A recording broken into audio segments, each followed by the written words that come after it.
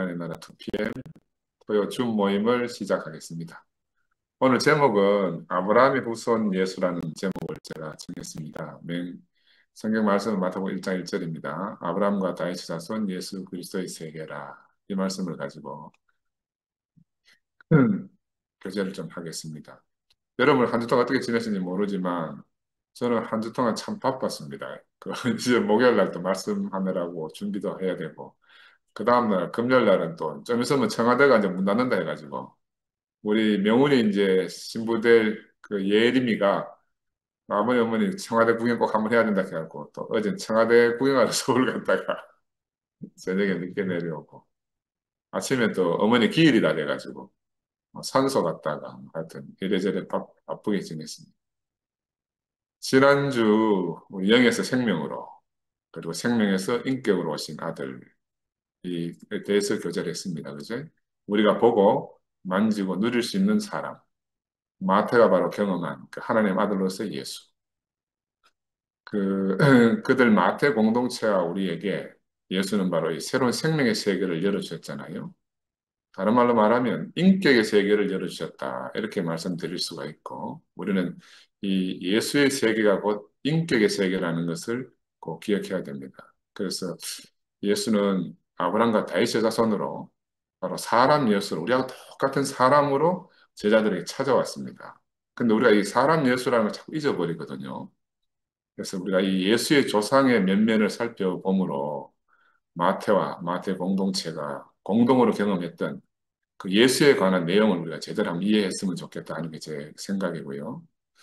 우리가 일상생활 속에서 사람들을 만나고 대화하고 하면서 많은 것들을 누리며 살잖아요. 근데 우리가 그 사람들을 만날 때 표면적으로 기마무개, 이하무개를 만나는 게 아니잖아요. 그 만나는 그 사람을 통해서 표현된 그 사람 내면 속에 있는 어떤 생명에 관한 것, 그 사람의 인격을 표현하는 거죠. 그 사람의 사람됨을 우리가 만나는 겁니다. 겉으로 이제 얼굴로 보는 거지만 사실은 그의 사람됨을 가지고 우리가 만나게 되는 거예요. 그래서 우리가 부르는 그 사람의 이름 속에 내가 아까도 이제 우리 영서 형제 하면 영서라는 이름 속에 그 영서 형제의 생명이 어떠함, 그 인격이 어떠함이 다 그 이름 속에 들어있잖아요. 그가 평생을 살아오면서 조성해온 구체적인 어떤 인격이 들어있는 겁니다. 이름이 그래 참 중요해요. 우리가 얼굴과 얼굴로 이렇게 만나지만 사실은 서로의 인격과 인격으로 만난다 하는 것을 우리가 알아야 됩니다. 이걸 다른 말로 표현하면은 물리적인 어떤 형상으로서 이 사람의 몸이라는 게 물리적인 어떤 형상이잖아요. 그 탄소 유기체물로. 근데 그렇게 만나지는 것이 아니고 과정을 거치고 나온 그 자신의 생명의 구체적인 모습으로 만나는 겁니다. 그래 그 사람 얼굴에 그 사람의 전 일생이 들어있는 거죠.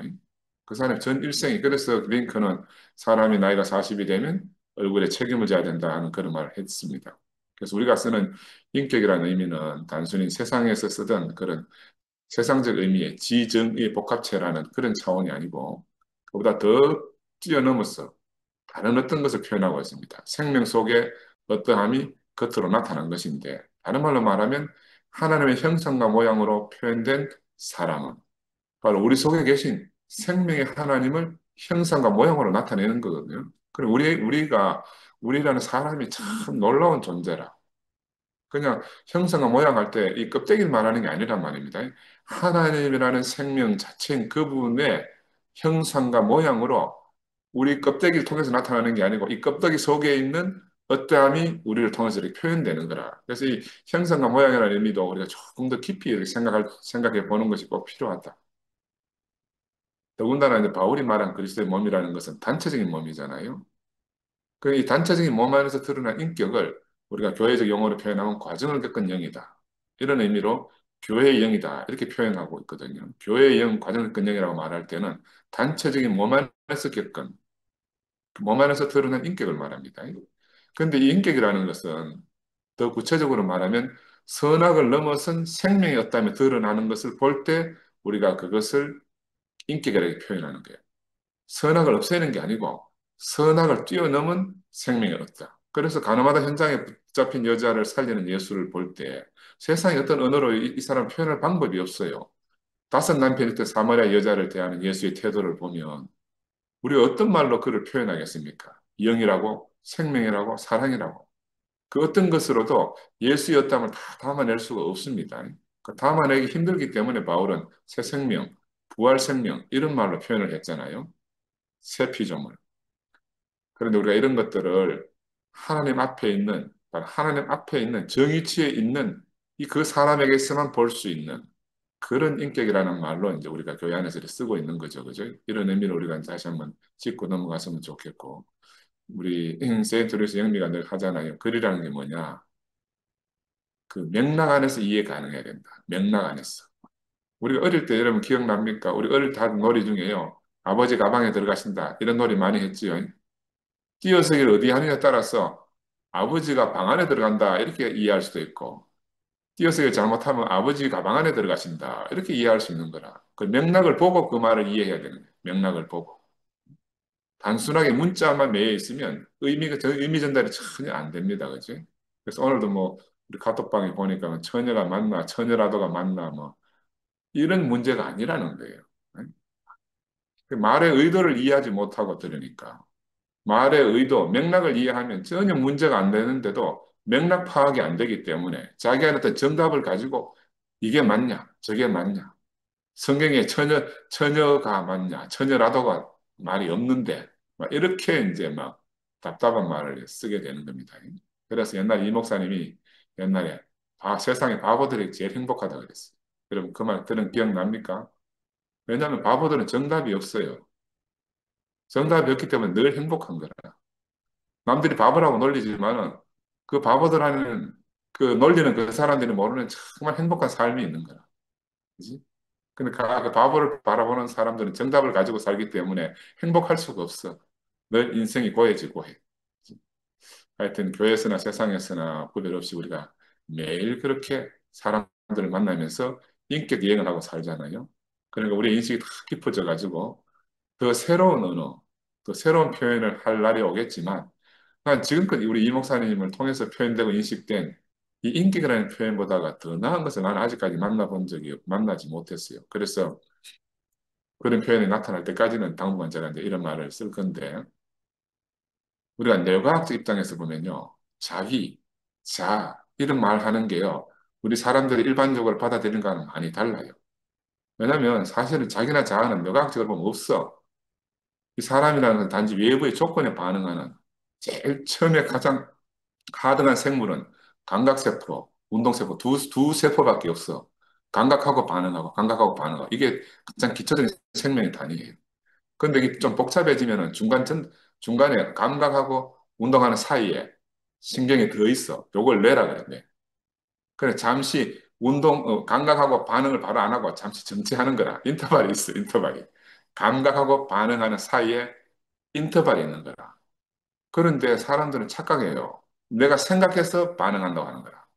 생각해서 반응하는 게 아니라 감각하고 반응하는데 인터벌, 반응하고 난 다음에 생각해요. 이거 이제 복잡하기 때문에 이 모임 시간에서 내가 다 설명할 수는 없고. 그래서 생각이나 정보들도 바로 그런 거예요. 들어오는 정보가 그냥 막 융합돼가지고 막 여기서 어떤 형태로 반응하게 되는데 내가 주체가 돼서 생각도 하고 내가 주체가 돼서 감정을 가지는 게 아니라 조건 반사라, 조건 반사. 이런 것도 우리가 이해하면요.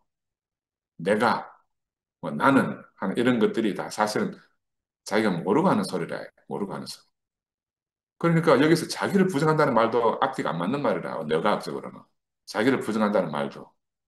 그런 의미에서 보면 우리가 이엘리 목사님이 인생은 빈 그릇이다. 이 말이 정확한 거예요. 흙이다. 이게 정확한 거라. 네? 흙이니까 그냥 씨가 주어지면 그대로 드러낼 수밖에 없고요. 그 보는 주어진 대로 반응한다 그 말이라. 빈 그릇이니까 담는 대로 드러난다는 거라. 이건 우리 목사님은 이 내각을 안 해서도 너무너무 정확하게 이미 인정을 말씀하시는 거라. 그래서 우리가 사실 우리는 스스로 자기를 찾을 수가 없습니다. 그래서 어디서 찾습니까? 상대방 안에서 보고 그 상대방에서 본 거에 대한 반응으로 내가 나타나는 거라. 그래 내가 누구를 만나야 돼요? 그래서 유명한 철학자 마틴 부버 같은 경우는 나와 너라는 유명한 책을 썼어요. 나라는 말은 원래 없다. 너라는 말에 상대적으로 내가 있는 거다. 근데 문제는 뭐냐면 너가 자꾸 바뀌잖아요. 내가 우리 아내 앞에서는 남편이고 우리 아들 앞에서는 아버지고 병원에 가면 원장이고 그 내가 없어. 근데 사람은 자꾸 자기를 찾으려고 하는 거라. 영원한 나를 찾고 싶잖아, 인생은. 그 영원한 나를 찾을 수가 없어요. 그래, 이 영원한 절대적인 너가 있어야 영원한 나를 찾을 수가 있다. 그게 궁극적으로 말해진 부분은 신에게서, 절대 불변자인 신에게서 자기를 발견할 때만이 참 나를 찾을 수 있다. 이렇게 이제 설파한 적이 있거든요. 그래서 우리가 예수를 만나서 예수 안에서 내가 발견되는 것이 한 가치 있는 나 자신을 발견하는 거고 우리의 삶을 사는 겁니다. 저는 그래서 이제 우리가 나를 찾기 위해서 하는 말은 좀 어폐가 있지만 나를 찾는다는 말은 예수라는 한 인간을 깊이 묵상하는 겁니다. 그죠? 그 묵상이 내라, 사실은. 내라는 게 따로 없기 때문에 내 앞에 있는 그가 나라니까요. 이게 뇌과학적으로 이미 증명이 되어 있어요. 그렇지만 우리가 2000년 동안 기독교가 세뇌시킨 그 예수만 예수인 줄 아는 거라. 그래서 우리가 제자들이 직접 경험하고 누린 그 사람의 실체를 그들이 복음서를 통해서 그 행간에 어떤 의미를 숨겨놓고 복음서를 썼잖아요. 그 행간에 숨겨진 의미를 우리가 찾아야 돼. 그리고 그들이 미처 기록하지 못하고 지나간 것들도 우리가 깊이 눈을 뜨고 살펴봐야 되는 거예요. 그래서 역사 안에서 한 사람으로 예수가 살았어요. 이게 너무너무 중요해요. 사람들은 예수가 하늘에 뚝 떨어진 줄 아는데 역사 안에서 예수도 한 사람으로 살았어요. 왜냐하면 요즘 드러난 여러 문서들을 통해서 예수의 사람들이 더 밝혀지고 있는데 예를 들어서 세례요한 공동체라든지 사회 문서라는 것이 밝혀지면서 쿰란 공동체 이런 것들이 드러나게 됐잖아요, 사실로. 그러니까 예수는 이런 세례요한 공동체라든지 쿰란 공동체와 불가분의 어떤 관계를 가지고 그 시대에 사는 사람이에요. 근데 성경에 기록은 안 돼 있어. 그래, 정황 증거를 볼 때 예수도 우리와 똑같은 사람이기 때문에 그때 사회에서 일어나고 있는 많은 것들이 영향을 입지 않을 수가 없는 거라. 그지? 하늘에서 뚝 떨어진 사람이 아니다 하는 걸 우리 기억해야 돼요. 추정컨대 아마 세례요한이 워낙 유명하니까 갈릴리 저 변방에 있을 때 있으면서도 세례요한의 소문이 예수한테까지 아마 전달 안 됐겠어요. 유다 광야에서 외치는데 소리가 있더라. 그죠? 그런 유대 이스라엘에 팽배했으니까 그런 이야기를 듣고 자기도 뭔가 인생을 찾기 위해서 그 자리를 떠나지 않겠어요? 속설에는 그냥 이제 세례요한 제자로 일부 있었다 그런 말들도 있거든요. 그런데 어머니 마리아를 두고 갈릴리 집을 떠납니다, 예수가. 어머니 마리아를 두고. 장자로 장남으로 있으면서 어머니를 잘 보필해야 되는데. 우리가 그런 예수를 복음서에는 없는데, 복음서에 기록이 안 되어 있지만, 그 행간에 숨어 있는 그런 예수였다면 우리가 충분히 상상해 볼 수가 있어요. 저는 그런 의미에서 이제 그 예수의 어떠함이 그 조상에게서 이미 나타나 있어요. 그 조상 아브라함을 살펴보면 예수의 어떠함을 우리가 짐작해 볼 수가 있다. 그래서 이 성경에 다 기록되어지지 않고 행간에 드러나 있는 여러 정황들을 통해서 우리가 예수를 좀 더 깊이 인지해 보자. 왜냐하면 예수의 형제들로 표현된 가족들이 있잖아요. 육형제, 형제들하고 자매들 이게 있다고 성경에 마가복음에 기록되어 있거든요. 그들이 마가복음에 보면 예수를 미쳤다고 이렇게 표현해요. 미쳤다고. 또 예수는 그들을 향해서 누가 내 형제고 내 어머니냐 이런 말하는 장면이 나오잖아요. 우리는 그냥 이걸 따로 떼서 이렇게 보지만 이걸 이렇게 같이 한때 묶어서 보면 아, 이들 간에 갈등이 있구나. 예수와 예수 형제들 사이에 어떤 갈등 구조가 있는 거예요. 그 가족들 사이에 좋지 않는 감정들이 성경의 기록에서 우리가 살펴볼 수 있거든요. 예수도 나중에 그런 말 하잖아요. 선지자 고향에서는 배척받고 환영받지 않는다고. 응? 이런 말들이 있는 게 어떤 배경이 있는 거야. 뒷배경. 그래서 저는 개인적으로 생각해 보면 이 마지로서 어머니를 보살피고 형제를 돌봐야 될 마땅한 의무가 예수한테 있음에도 불구하고 어느 날 무작정 그들을 버리고 예수가 떠났단 말입니다. 무작정 떠났어요. 우리 상도가 이야기하잖아요. 자기가 어느 날 눈을 떠보니 형이 사라졌대요. 나는 국민학교 6학년 졸업하고 돈 벌러 이제 아버지 유언을 지키기 위해서 전주에 하루 걸려 버스 타고 전주까지 갔는데 상도는 어느 날 눈을 뜨고 보니까 형이 없어진 거라. 응? 아버지도 없는데 형마저 없어졌으니까 얼마나 외로웠겠어요. 이런 것들을 통해서 예수를 향한 그 예수 형제들의 그 마음을 우리가 유추해 볼 수가 있습니다. 가족 간의 갈등이라는 이런 것들을. 그래서 우리가 이런 행간에 숨어 있는 의미를 발견하면서 야, 예수 나와 같은 사람으로 이런저런 많은 일들을 그도 개인적으로 충분히 감당하고 살았겠구나 하는 생각을 해볼 수가 있거든요. 성경에 기록된 것은 모든 것을 다 담을 수가 없어요. 그래서 우리는 예수를 알기 위해서 먼저 예수의 조상이기도 하고 이스라엘 민족의 조상인 아브라함을 살펴서 그 예수의 뿌리가 어디에 있는지 아는 것이 우리가 예수를 아는 것에 많은 도움이 된다. 그래서 아브라함의 후손으로서 예수로는 제가 제목을 정했습니다. 아브라함은 어떤 사람인가? 아브라함은 하란에서 아버지를 잃었다고 되어 있잖아요. 그 아버지를 잃고 난 아브라함은 갈 바를 모르는 사람이 됐고 방황하던 사람이 된 거죠. 아브라함 시대 이전에 노아의 시대가 있었잖아요. 그죠? 그 노아의 시대는 홍수로 그 시대가 다 썰려 내려갔습니다. 그죠? 이걸 네피림의 멸망이라고 하는데 이 네피림이 멸망할 때는 그들이 육체가 됨이라 하는 이 육체를 하나님이 싹 쓸어버린 것으로 이제 묘사하고 있어요. 그리고 이 네피림의 멸망은 육체의 멸망이다. 이렇게 볼 수가 있습니다. 이 시대의 네피림들은 바로 비온 후에 불어난 그 강물처럼 힘이 걷잡을 수 없는 그런 사람들이에요. 그러나 그들이 돌아갈 것은 더 큰 물이 오니까 싹 쓸려 내려가 버리는 그런 존재들이었다는 거죠. 솟아나는, 하늘에서 쏟아지고 땅 속에 솟아나는 이 물을 견디지 못하고 그들은 다 물 속에서 멸망했습니다. 그래서 이 네피림의 시대, 노아의 시대 이후에 차시 찾아온 이 바벨 시대의 멸망은 다른 말로 말하면 영적인 것이다 이렇게 표현할 수가 있어요. 왜냐하면 그들이 하나님 같이 하늘에 닿자 하다가 멸망했습니다. 그죠?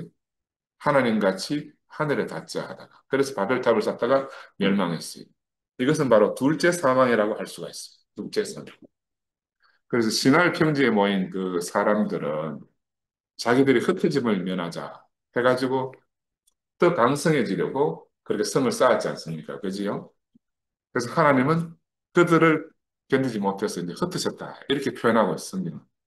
근데 사실을 보면은 그게 어떤 의미냐 하면은 사람들이 자기의 영광을 드러내려고 하다 보면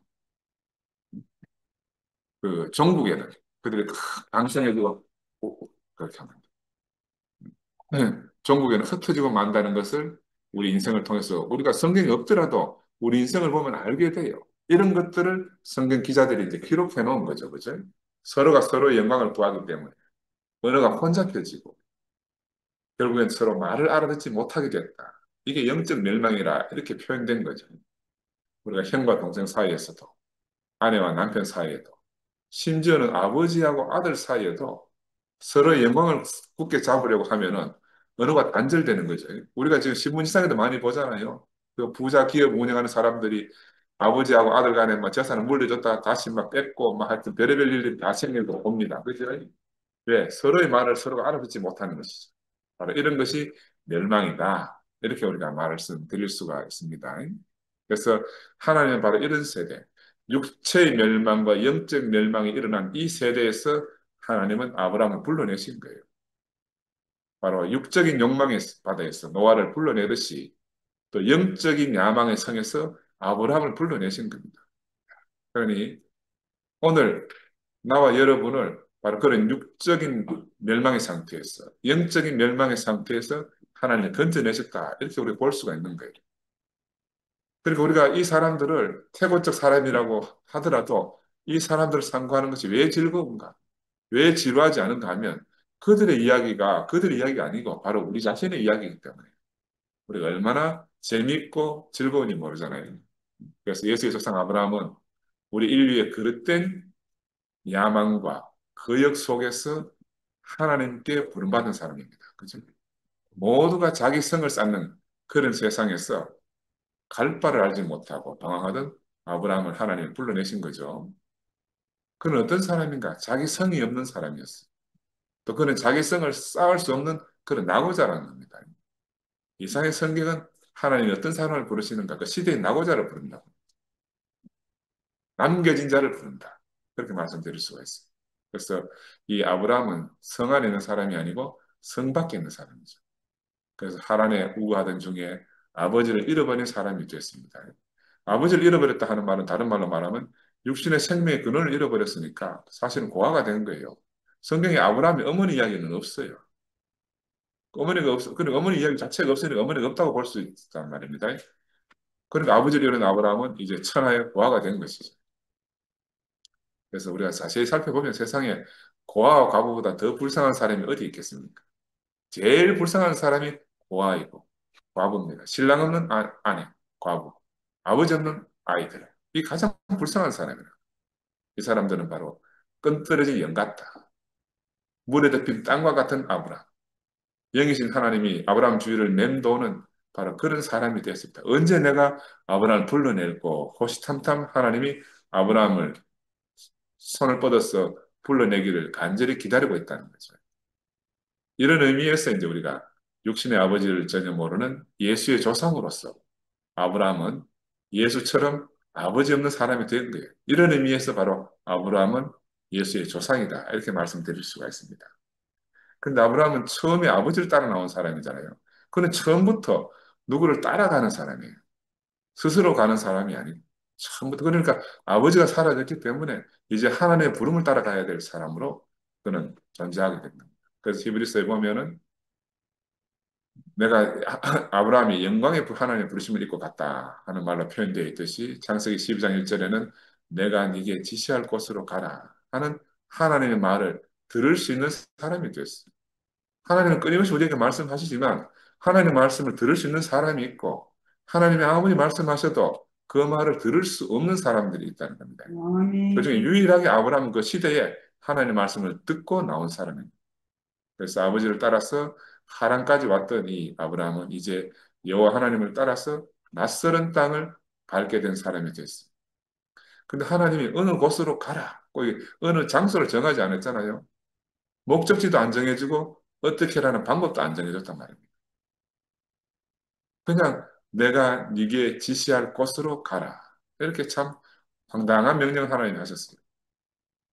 근데 사람들은 항상 하나님 어떻게 생각하는가 하면 하나님은 어떤 목적지와 방법을 알려주시는 분이다. 이렇게 오해하고 있다는 거예요. 하나님은 그러신 분이 아니라 이 바로 아브라함에게 내가 네게 지시할 곳으로 가라 하시듯이 갈 바를 알지 못하는 사람만 하나님의 명령을 받을 수가 있는 거예요. 이게 바로 하나님을 따르는 길이라. 자기 길이 있고 자기 목적 있는 사람은 절대로 하나님의 말을 들을 수가 없어요. 그래서 성경에서 영생의 길을 찾는 사람이 얼마나 많습니까? 그 성경을 한마디로 탁 축약하면 그리스도밖에 남는 것이 없어요. 그죠? 근데 성경은 그리스도에 관해서 쓰여진 책인데 예수의 제자들은 아버지 집으로 가는 길을 예수에게 구체적으로 묻잖아요. 또 아버지를 보여달라고 합니다. 근데 신기한 것은 길을 알려줄 수도 없고 아버지를 보여줄 수도 없어요.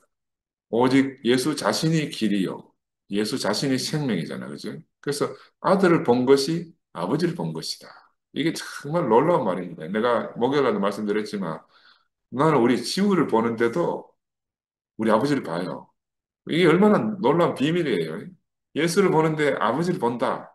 예수를 보는데 하나님을 본다. 이게 숨겨진 비밀이라 나는 형제 여러분이 이 말을 참 인식을 했으면 정말 좋겠어요.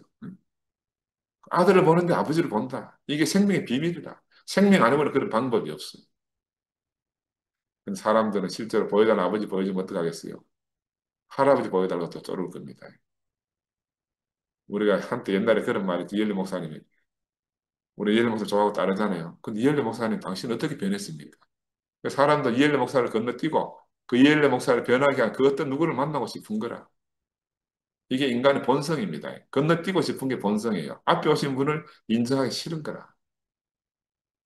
바로 내 앞에 있는 그를 인정하기 싫은 게 인간의 본성이에요, 본성. 근데 현재의 사과를 보고도 만년 전의 사과를 알지 못하는 사람이 만년 전의 사과를 보여준다고 알아보겠습니까? 이게 너무너무 단순한 논리인데도 불구하고 사람들이 인지하지 못한다니까요. 그래서 내가 네게 지시할 곳으로 가라 하신 하나님을 따라서 이 갈 바를 알지 못하고 걸어간 아브라함에게서 누가 나왔는가? 바로 예수 그리스도가 나왔다. 그럼 예수 그리스도, 예수는 바로 갈 바를 알지 못하는 사람이에요. 스스로 갈 바를 알지 못하는 사람이기 때문에 아버지 하나님 말씀을 들을 수밖에 없는 사람이 됐어요. 다른 사람은 전혀 못 듣는데 예수만 들을 수 있는 이유가 바로 그겁니다. 예수는 바로 이 갈 바를 알지 못하고 하나님을 따르는 사람, 아브라함의 후손이고 그의 열매다. 이렇게 말씀드릴 수가 있습니다. 그래서 우리가 이런 아브라함처럼 이 예수처럼 아버지를 잃고 갈 바를 알지 못하는 바로 그들의 길 위에서 하나님을 따르는 사람들이 되어가고 있는 겁니다. 우리도 그들이 간 그 길 위에 우리 지금 있어요. 그 노상에서 그 도정에 있어요. 그래서, 그래서 언제 어떻게 움직일지 모르잖아요. 하나님이. 그래서 늘 불기둥과 구름기둥을 따라갔던 이스라엘처럼. 근데 이상하게 그렇게 사는 그 이스라엘에게서 그리스도라는 열매가 산출됐어요. 우리도 지금 어떻게 보면 우리도 참 어디로 가는지 모르고 갑니다. 네? 날마다 뭐 사건도 있고 일도 벌어지고 합니다. 우리가 다 몰라요. 근데 이런 과정을 거쳐가면서 그 안에서 그리스도의 열매가 산출되는 거라. 우리의 생각과 전혀 상관없이 하나님의 열매를 소출해 가신다니까요. 그래서 하나님 자신만이 아브라함의 길이고 목적지였다. 그래, 아브라함에게는 하나님 외에 어떤 목적지도 없고 어떤 방법도 없다. 바로 이런 사람의 열매로 예수가 오신 거라. 그러니까 예수를 우리가 안다는 것은 바로 이 아브라함을 깊이 알면은 아, 예수가 어떤 사람이구나 하는 걸 이해할 수가 있는 거라. 그죠? 이 바로 예수는 바로 자기 백성을 죄에서 구원할 분이잖아요. 그 하나님이 우리와 함께 하신 임마누엘로 오셨어요. 그럼 우리 안에서 영원히 기름 부음 받은 왕으로서 그리스도로 존재하고 계시잖아요. 이게 바로 이 예수 안에 있는 속성이 바로 아브라함을 통해서 면면이 흘러왔다. 그래서 다윗은 이세의 여덟 아들 중에서 택함을 받아가지고 이스라엘 영광스러운 왕이 됐다. 우리는 다윗을 생각할 때 항상 이렇게 영광스러운 왕을 집중해서 보지 않습니까? 근데 사실은 성경에서 마태복음에서 기록하는 이 다윗은요, 아주 간략해요. 그 부정한 다윗만 딱 기록해놨거든. 그는 아들이지만 아버지로부터 인정받지 못한 아들이에요. 아버지가 있으나 여덟째, 말째니까 아들이 있으나 없는 것처럼 취급했으니까 사실은 다윗은 아버지가 있어도 아버지가 없는 사람이죠. 아들을 취급받지 못했으니까 고아 같은 아들입니다. 그 예수의 조상이 바로 이런 사람들이라는 거죠. 아브라함, 아버지를 잃어버린 아브라함, 아버지로부터 아들을 인정받지 못하는 다윗. 이 후손으로 예수가 오셨어요. 그러니까 이 예수 안에 조성되어진 인격이 어떠함을 우리가 아브라함과 다윗을 통해서 볼 수가 있는 겁니다. 왜 그는 고아와 과부를 불쌍히 여기는가? 그 인격 안에, 그 예수의 생명 안에, 그 조상들의 면면 안에 바로 이런 생명의 DNA가 심겨져 있다는 거죠. 그래서 그는 고아와 과부를 불쌍히 여기는 긍휼함이 나오지 않을 수가 없는 사람인 거예요. 자신의 형편과 처지가 그렇기 때문에 그런 사람들을 충분히 100% 공감이 되는 거야. 그런 사람들을 만나기만 하면 이심전심으로 그냥 바로 그가 자기를 보이니까 그 흘러가지 않을 수가 없는 거죠. 그죠? 그래서 예수 자신의 인격으로 표현되어지고 있다는 것을 예수가 뭐 큰 어떤 갑자기 뭐큰 우리가 모르는 뭐 놀라운 걸 받아서 그렇게 됐다. 우리 자꾸 이제 기독교 안에서 그렇게 우리 많이 인식해 왔지만 예수의 그 삶과 죽음 안에서 그 인생 여정을 통해서 예수의 인격이 어떻게 형성되어져 갔는가를 알면은 아, 왜 이런 장면들이 나오는가를 우리가 조금 더 가까이 우리와 다르지 않게 이해할 수가 있겠다. 그래서 그는 자기 자신으로 자신의 이웃을 바로 자기 자신처럼 사랑하는 사람이 된 거예요. 여러분, 긍휼이라는 말 많이, 우리 성경에는 긍휼로 표현되어지는데 이게 컴패션 그래가지고, 패션은 열정이잖아요. 컴패션은 열정을 함께 나누는 공간은 공간. 긍휼은 성경적 언어로 긍휼인데, 우리가 상대의 마음에 공감하는 사람, 우리 공감이 안 돼서 지금 다 괴롭잖아요. 우리 지금 2PM이 시끄러운 것도 사실은 공감 능력이 부족해서 시끄럽거든. 나로 상대방을 100% 이해할 수 있으면 우리가 공감 능력이 있으면은 이 시끄럽지 않은데 이 공감 능력이 다 떨어져서 그러거든요. 그래서 나는 예수를 이렇게 묵상해 보면서 야, 예수 나와 하나도 다르지 않구나. 나와 하나도 다르지 않고. 어렵게 산 사람들은요. 어려운 사람 형편을 잘 이해할 수가 있습니다. 그래서 우리 뭐 또 대통령 새로 된 대통령이 어렵게 살아서 대통령이 됐잖아요. 그래서 어려운 사람 마음을 아마 잘 헤아릴 거라 생각이 들어요. 왜? 어렵지 않게 산 사람은 어려운 사람 형편을 잘 모르거든. 그래서 예수는 어떻게 보면요, 우리에게 뭐 거창한 진리를 깨닫게 하기 위해서 오셨다. 이거는 우리의 그냥 우리의 바람이지. 예수는 사실은 이렇게 소외된 사람들에게 긍휼을 베풀고 사랑을 실천하는 한 사람으로 온 거예요. 한 사람으로. 전에 사람들에서 보지 못했던 그런 긍휼한 마음을 가지고 온 사람을 예수의 제자들은 그들 곁에서 경험한 겁니다. 그래서 우리 어떤 이론가가 필요한 게 아닙니다. 사실은 실천가가 필요하잖아요. 실천하는 사람. 눈으로 보고 귀로 듣고 손으로 만질 수 있는 그 사람. 내가 아플 때 당장 뭐 죽이라도 하나 끓여서 갖다 줄 수 있는 사람. 그죠? 목마를 때 물이라도 한 그릇 떠줄 수 있는 사람. 바로 그런 인격이 필요한 거예요. 내가 물에 빠졌는데 내게 당장 자기 손을 뻗어 건져줄 그 사람이 필요한 것이죠. 그러면 그 사람이 성령의 아홉 가지 열매가 있는지 이런 거 중요 안 해요. 당장 자기 팔 한 짝을 내게 내밀어 줄 수 있는 그런 사람이 필요한 거라. 그죠? 팔 뻗어줄 때 성령의 아홉 가지 열매가 있나 없나 물어볼 수가 있습니까? 그죠? 너무너무 현실적인 거거든요. 너무너무 현실적이라. 예수의 행적을 쭉 보면 항상 그런 행적을 보냈다니까. 그런데 사두개인가 바리새인들은 막 오만 율법을 가지고 막 예수를 정죄하잖아. 그죠? 그래서 아브라함과 다윗까지라는 이 말은 일견에서 우슬초부터 백향목까지로 우리는 늘 이렇게 이제 어떤 고정관념을 가지고 있잖아요. 그 다른 말로 보면 먼지부터 시작해서 하나님 보좌 우편의 영광까지를 이렇게 포함한다고 우리가 생각하고 있는데 저는 다르게 봐요. 그 이면에는 아버지 없는 고아라는 의미가 더 깊이 내포되어 있다. 그 속에 들어있는 게 내가 새삼 알아져요. 왜? 내가 고아라서 그런지 몰라도 아브라함도 다윗까지 하는데 우슬처부터 백행목까지 이런 의미보다 둘 다 고아네. 이게 더 깊이 다가온다니까요. 그래 예수는 바로 이런 아브라함과 다윗의 후손으로 태어난 사람이다. 그래 그는 긍휼을 가지고 조상 대대로부터 받아서 온 사람이에요. 그 누구를 만나든지 그는 긍휼함이 나가지 않을 수 없는 거야. 마태는 그걸 맞다 관통하고 보고 있는 것같 예수를. 그래서 그 조상 아브라함과 다윗의 후손 예수를 말할 때 나는 그 행간에 숨은 마태의 의도가 그런 거 아니겠나 싶어. 우리 전통적으로 기독교 안에서 해석해내온 그런 의미를 보다 더 깊이 바로 그런 극률한 마음이 그 뿌리에서부터 나오고 있다. 그래서 예수는 자신이 말씀하신 대로 그는 인자로 사람의 아들 우리에게 오신 거라 그지. 우리가 이 사실을 절대로 잊으면 안 되죠. 본인은 끝까지 인자라고 말했지만은 2000년 동안 우리는 그분을 다 신으로 여겼잖아요. 얼마 전까지 우리가 신으로 여겼습니다. 왜냐하면 신이 되고 싶기 때문에. 신이 되고 싶은 사람은 그를 신으로 올려요. 왜? 그가 신이 돼야 나도 같이 올라가잖아. 그죠? 그가 신이 돼야 나도 같이 올라가니까. 그 자신의 본성만 드러나는 거지. 내가 바로 그 신이 필요하고 하나님 같은 우상이 필요하기 때문에 예수를 신격화 시키는 거죠. 야, 그러나 그는 사람의 아들로 세상에 오셨다는 것을 이 마태는 그의 족보를 통해서 만천하에 첫 문장으로 그렇게 선포하고 있습니다. 첫 문장이 정말 중요하잖아요. 신이라는 말이 없어. 아브라함과 다윗의 자손 예수 그리스도의 세계다. 이 사람의 세계를 선포하고 있는 겁니다. 사람의 세계.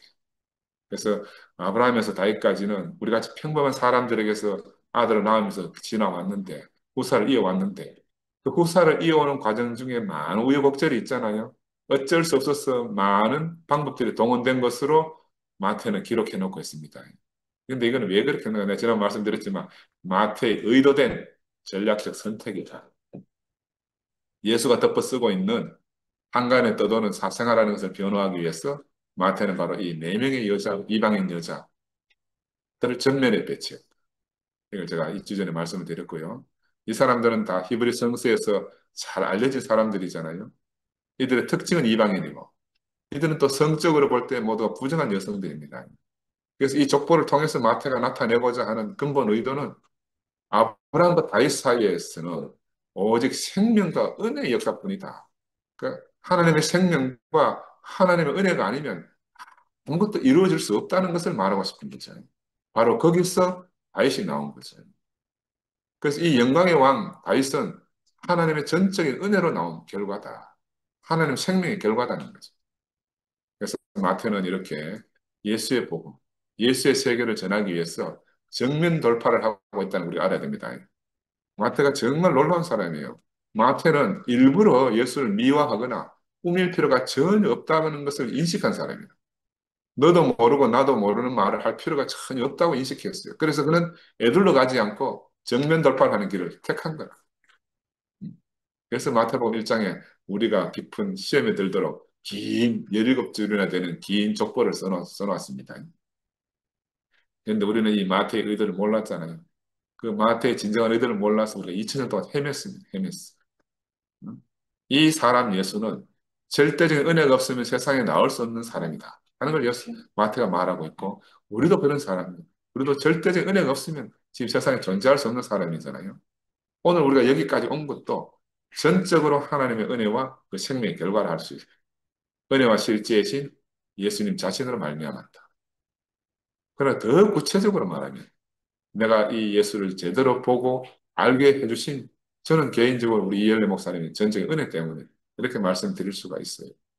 우리 옛날에 그런 말 있잖아요. 홍길동의 서름은 뭐예요? 아버지를 아버지라 부르지 못하는 서름이에요. 예수도 마찬가지입니다. 예수도 아버지를 아버지라 부르지 못하는 사람이에요. 우리도 마찬가지입니다. 그죠? 아버지가 낳아주셨으니까 오늘 내가 있지만, 그런데 아버지를 잊고 사는 시대가 됐잖아요. 내가 생명의 은혜를 입었지만, 그분이 부끄럽다고, 부끄럽게 됐다고 다 지우고 버리는 겁니다.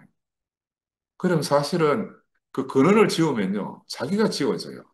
근원을 버리면 자기가 버려져요. 그 사람은 이걸 알지를 못해. 알지를 못해. 아브라함을 보신 하나님은 한 사람 다윗을 위해서 기이하면서도 당연한 길로 그의 생명을 이끌어내시는 것을 우리가 보지 않습니다. 그죠? 그래서 이 아브라함의 여정은 다른 말로 말하면 많은 과정을 거친 승리의 여정이다. 이렇게 말씀드릴 수가 있습니다. 근데 이거는 이제 다윗까지 올 때는 과정을 거치긴 하지만 왕국을 이루고 왕이 나왔으니까 승리의 여정이다. 이렇게 말씀드릴 수 있는데, 그런데 이제 한편으로 다윗부터 예수까지 가는 길을 보면 이거는 그 예수 그리스도가 탄생하는 영광스러운 그리스도가 나오는 길인데, 여기는 보면 육신 안에서는 허물어져 가는 거라. 다윗부터 예수까지는 계속 망해가는 거예요. 영원한 그리스도를 향하여 가는 여정이 육신 안에서는 허물어져 가는 왕조의 역사와 똑같다. 그래서 이 여정은 무너져 가는 여정이다. 이렇게 말씀드릴 수가 있습니다. 그래서 오늘 우리에게도 이 두 여정이 함께 있습니다. 우리 안에도 아브라함부터 다윗까지의 영광스러운 부르심을 입은 그런 여정도 있고, 영광의 여정도 있고, 다윗부터 예수까지 허물어져 가는 여정도 우리 안에 있어요. 그러니까 우리가 바로 아브라함과 다윗의 후손으로 그 여정을 예수 안에서 지금 밟아가고 있는 겁니다. 우리는 영광도 받고 망하는 것도 받습니다. 두 가지 다 우리 안에 다 있습니다. 그래서 하나님 아들 예수가 태어나기 위한 그 여정을 우리가 함께 겪어가고 있어요. 그러니까 우리가 영광도 감사하고 허물어진 우리가 감사하게 되는 거라. 왜? 모든 것이 이 한 사람을 보여주기 위한 과정이기 때문에. 이 한 사람 예수 그리스도를 보여주는 과정으로서 우리가 겪어가고 있는 거니까. 그래서 하나님은 이 다윗 왕조를 통해서 한 왕을 주셨잖아요. 그런데 이 다윗 왕은 영원한 왕이 될 수가 없어요. 한 왕국을 주셨지만 이 왕국은 영원한 왕국이 될 수가 없는 거라. 그래서 이 다윗 왕국을 통해서 이 계보를 통해서 우리에게 확실히 보여주시는 것을 우리가 깨달아야 되는 겁니다. 그렇죠? 이런 것들은 보여지는 이런 것들은 다른 어떤 모양의 새롭고도 산 영원한 것으로 대치돼야 된다. 그런 의미가 이 족반에서 우리에게 보여주고 있는 거죠. 그래서 영원한 것으로 대치되기 위해서 어떻게 해야 됩니까? 필연적으로 잠시 있던 것이 무너져야 되는 거죠. 잠시 있던 것이 무너져야 영원한 것으로 대치될 수가 있잖아요. 이게 바로 하나님 경륜입니다. 하나님은 우리 인생을 통해서 하나의 목표라는 게 따로 있습니다. 내가 흥할 때는 눈에 보이는 다윗의 영광 같은 것이 눈에 더 먼저 들어오잖아요.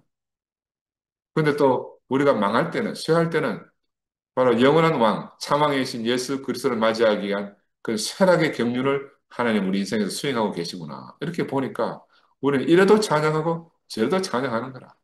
영광이 나타나도 찬양하고 망해가는 여정을 보여도 찬양하고. 그러니까 이러나 저러나 우리는 주를 찬양하는 일밖에 없습니다. 그래서 영원한 왕국을 위해서 아브라함의 후손은 생육하고 번성해야 했듯이 우리도 한때 우리 교회도 한때 그렇게 번성했었습니다. 그런데 한편으로 다윗의 자손이 무너지는 왕국에서 영원한 왕과 새로운 나라를 기다려야 했듯이 이제 우리도 다 무너져 가지고 옛 영광이 다 사라졌어요. 우리는 똑같이 참 영광에 나타나기를 기다리면서 오늘 밤에도 우리가 이렇게 중모험을 하는 겁니다. 얼마나 똑같습니까? 이게 남의 이야기가 아닌 거라. 바로 이 영원한 계시 안에서 이 아브라함과 다윗의 후손으로서 사람 예수가 오신 거죠. 그러니까 바로 이 한 사람을 우리로 알고 깨닫게 하기 위해서 많은 과정이 있고 많은 아픔이 있고 슬픔이 있어요. 그러나 이 모든 것들이 참 왕이신 우리 주님을 만나는 과정으로 보이면 이보다 더 기쁘고 이보다 더 즐거운 것이 또 없어요. 그러니까 이거 뒤집으면 너무너무 놀라운 기쁨이고 찬송 드릴 일인데 그제 또 한 번 더 뒤집으면 왜 이런 일이 생겼나 하고 원망과 불평만 남게 되는 겁니다. 그래서 이 영원한 왕, 영광의 왕은 하나님의 뜻과 의지가 점진적으로 사람에게 개입하셔서 오게 되는 거잖아요. 하나님의 의지가 인생에 개입하셔서 오게 된 거예요. 그래서 이 계보를 통해서 마침내 마리아에게서 성령으로 잉타에 탄생했다고 성경 마태는 그렇게 기록했어요. 그러니까 이 말의 참 진정한 의미, 뜻과 의미는 이 어떤 환경과 형편 안에서도 하나님이 사람 안에서 반드시 자신의 경륜을 성취하시고 완전하게 승리하신다는 것을 계시하고 있는 거죠.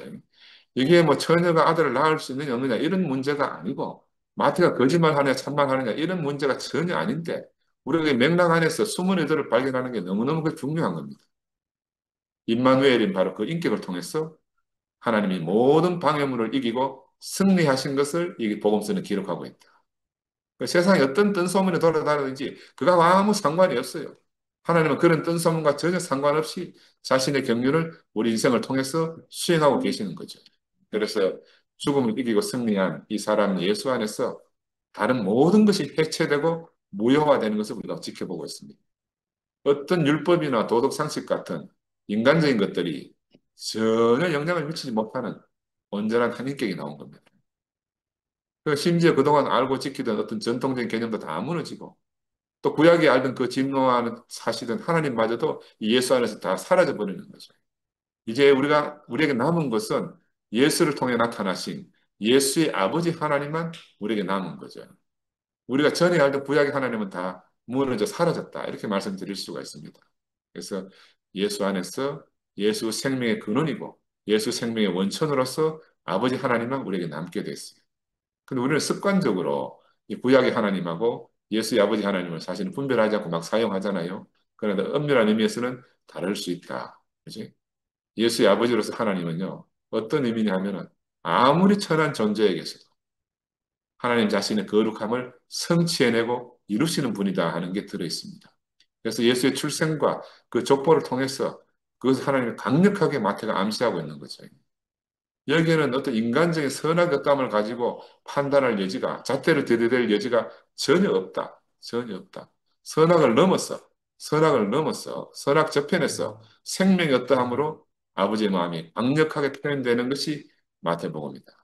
그래서 하나님은 살아계시다는 말씀이 예수 안에서 전적으로 다 이루어져 나타나는 것을 우리가 보는 겁니다. 사랑과 긍휼로 살아낸 예수의 삶의 절정이 우리가 이렇게 알다시피 자신을 죽이는 그 십자가의 죽음 앞에서도 저들의 죄를 저들에게 돌리지 마시옵소서라는 저들이 몰라서 그렇습니다라는 고백을 이끌어내게 되잖아요. 야, 원망과 저주가 어떻게 있을 수 없겠습니까?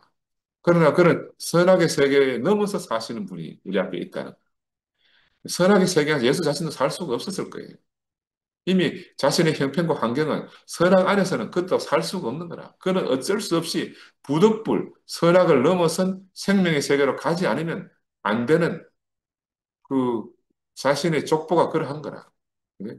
자신의 계보가. 우리도 그래요. 우리도 마땅히 다 선악 안에서 살 수가 없기 때문에 이 세계를 밀려왔지 않습니까? 그죠? 이 세계를 밀려왔습니다. 그래서 이 원망과 저주가 전혀 없는 정말 긍휼의 마음이 흘러내리는 예수의 세계. 이게 바로 오늘 우리 교회입니다. 그래서 예수는 신이 아니고 전적인 한 인간으로서 아담의 후손이 우리에게 없는 그 아가페 사랑을 실천하고 가셔서 우리의 본이 되신 거죠. 그러니까 아까 서두에 말씀드렸지만 내가 나라 할 게 없어요. 내 앞에 있는 그 사람이 나라. 그에 대해 반응하는 게 나기 때문에 바로 아가페 사랑 실천하는 예수를 보면 내가 그 사람이에요. 그죠? 그래서 예수 우리에게 너무너무 중요한 거라. 죽음과 사망을 동시에 물리친 겁니다. 승리하신 거죠. 죽음과 사망에서 승리하신 거 아니겠어요? 그래서 태초부터 계신 우리 하나님은 당신의 생기를 흙에 불어넣어서 산원이 되게 하셨다 이렇게 하셨잖아요. 그렇죠? 아담의 갈빗대로 하와를 지으셨단 말입니다. 바로 이 하나님, 이 놀라운 분이 하나님이 마리아의 태 안에서 이 예수라는 한 아들을 얻으신 거예요. 같은 맥락이죠. 우리로는 불가능하지만, 우리는 불가능하지만 하나님의 무한 능력 안에서는 불가능이 없다. 이것을 성경이 계시하고 있는 겁니다. 하나님이 바로 흙에서 산혼을 얻은 것 같이 영혼이 흙인 사람 안에서 하나님의 아들을 얻고 계시는 거라. 얻으려고 예수를 우리에게 보내주신 거죠. 그래서 우리가 하나님과 사람이 분리되면 하나님도 왕국을 잃어버리고 사람은 생명과 은혜를 분배해 줄 왕을 잃어버리게 됩니다. 이게 바로 멸망입니다. 그죠? 하나님과 사람 연합하지 않을 수가 없어요. 연합해야 하나님도 살고 사람도 사는 거죠. 하나님은 사람에게 승리해야만 사람과 연합해서 한 생명이, 한 생명이 탄생하는 거죠. 그 나는 날마다 기도가 하나님 나를 이기시기를 바라요. 내가 옛날에 우리 어머니가 교 앞에 간증했을 때 그렇게 말씀드렸거든요. 첫 간증이 하나님, 우리 어머니를 이기신 하나님을 찬양합니다. 하나님, 우리 인생을 이기신 하나님을 찬양합니다. 이게 우리의 영원한 간증이에요. 그래서 저는 이제 담담히 내 인생에서 하나님이 매일 승리하시기를 원하게 됐어요. 내게 주어진 이 자는 내가 받아야 하나님 승리 확보되는 겁니다. 내가 이 잔을 주어진 잔을 받지 않으면 하나님 승리할 수가 없어요. 내가 받아야 그 일이 지나간단 말입니다. 받지 않으면 지나갈 수가 없어요. 형제 여러분도 꼭 기억하시길 바랍니다. 내가 받아야 그 일이 지나간다. 그 잔이 지나간다. 그래서 이제 담담히 날마다 우리가 허락한 잔을 받는 것이 우리의 본분이 됐습니다. 매일마다 억울함이 없는 사람이 어디 있겠습니까? 매일마다 그 피하고 싶은 일이 닥쳐오지 않는 사람이 누가 있겠어요? 근데 우리가 잠잠히 다 받고 나면요. 그 다 종이 호랑이라. 종이 호랑이. 받으면 다 종이 호랑이에요. 안 받으니까 진짜 호랑이처럼 느껴지는데 받으면 다 종이 호랑이에요. 하나님의 사랑과 함께 하면 그 이름이 곧 임마누엘이다. 이 사람, 예수가 바로 그런 사람이고 그 사람이 우리의 조상입니다. 그래서 하나님의 영광이 함께 임할 때 유대인들은 그걸 뭐라고 말했는가 하면 쉐키나라고 그랬어요. 쉐키나. 하나님이 함께하는 것은 임마누엘 그러고 쉐키나는 하나님의 영광이 함께한다. 그래 500년 동안 남의 나라 속박 속에 살다가 잠시 동안 이제 이스라엘이 자기 나라를 회복한 때가 있어요. 그때 이제 쉐키나라 하는 이 빛의 축제를 따라 만들어서 그들은 하나님의 빛을 늘 기뻐하고 찬송드리는 축제를 만들었거든요. 그래서 우리가 임마누엘에서 쉐키나로 하나님이 함께하는 사람에게서 하나님의 영광이 함께하는 사람으로 이 생명의 빛의 축제가 매일 밤하늘에 터지는 폭죽처럼 우리 주 모임에서 일어나는 겁니다. 그래 이걸 세상 사람은 볼 수가 없어요. 우리만 보는 거라 우리만 누리고 얼마나 감사해요. 임마누엘이라는 말은 하나님과 사람이 함께 사는 이 사람은 스스로 땅을 지배하고 경작하는 사람이에요. 그래서 매일마다 풍성한 소출을 얻을 수 있는 사람입니다. 이 사람은요, 어떤 땅이라도 원망하지 않아요. 주어진 것을 항상 감사함으로 받아요. 옛날에 이 목사는 그렇게 말씀하셨어요. 돌짝밭에는 귤을 심고 황토밭에는 고구마를 심었어. 땅에는 죄가 없음을 스스로 증명하는 사람으로 사는 거죠. 이게 임마누엘의 사람입니다. 근데 막상 그의 현실은 보면요. 늘 사방이 막힌 것 같아요. 그 자신만 이 구렁텅이 속에서 외롭게 던져져 있는 것 같아요. 그러나 이 땅이 바로 그 사방에 막힌 것 같은 이 땅이 바로 하나님이 내게 주신 축복의 땅이다. 비록 척박하여서 풀 하나 날 것 같지 않지만 그렇지만 항상 하나님의 위로가 함께 따라다니는 그런 땅이라는 거죠. 바로 아브라함의 후손인 임마누엘 예수가 그런 사람입니다. 왜냐하면 그의 조상 아브라함은요, 바로 롯에게 좋은 땅을 다 내어주고도 하나님의 위로를 얻은 사람이에요. 좋은 땅은 다 사라졌고 척박한 땅만 남았는데 아브라함에게 무엇이 남았는가? 하나님의 위로가 남았다. 야, 그래 아버지가 맡긴 목동의 일을 충직하게 해내는 소년 다윗. 이 사람 바로 하나님의 위로를 받은 사람이에요. 바로 이 사람들이 땅의 혼돈과 공허와 흑암을 영원히 걷어내고 하나님을 빛으로 생명으로 인격으로 땅에 충만하게 할 사람 예수의 조상이 되었습니다. 그리고 그가 바로 우리의 조상이 되었어요. 그래서 하나님은 바로 오늘도 주인 없는 땅을 찾았어. 그 자신의 인격으로 충만하게 하시려는 분이라는 겁니다. 그런데 이 하나님의 깊은 뜻을 자신 안에서 깨닫고 산 이 사람, 예수가 우리의 첫 열매이고 하나님의 맏아들이라는 거죠. 그러니까 하나님이 늘 우리를 이기셔야 돼요. 씨가 흙을 이기면 열매가 되듯이 하나님이 사람을 이기면 그게 바로 임마누엘입니다. 그래서 이 임마누엘인 사람을 통해서 세상에는 바로 생명의 빛이 비추이게 돼요. 그래서 그는 처녀가가 아니고 그는 처녀라도 잉태하여 아들을 낳아야 하신다는 것이 마태의 숨은 의도라는 겁니다. 어떤 형편과 환경에서도 하나님은 아들을 낳으셔야 합니다. 나와 우리 모두는 우리가 아무리 비천할지라도 하나님의 승리를 통해서 아들을 낳을 것입니다. 그리고 그 이름이 임마누엘이 될 것입니다. 할렐루야.